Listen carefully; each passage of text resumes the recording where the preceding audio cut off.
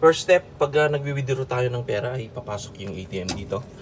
Tapos makikita mo si Los International Banking dito kung magwi-withdraw ng 1.7 dahil magbabayad ako ng pag-grocery pala ako.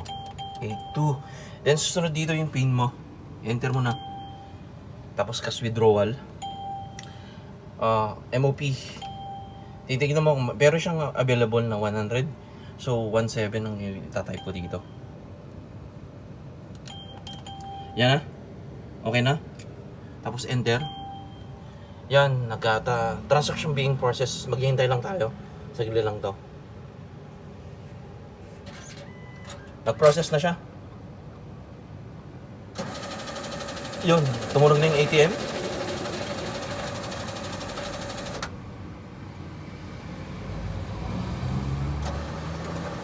Kunin mo na yung pera dito.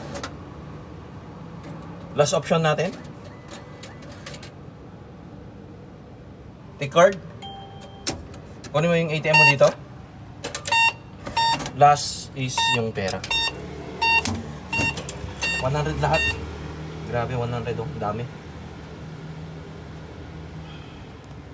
Maraming salamat guys. Ganun lang kasimple yung pag-withdraw ng pera dito. 1, 2, 3, 4, 5, 6, 7, 8, 9, 10. Ganun lang. 1.7 yan.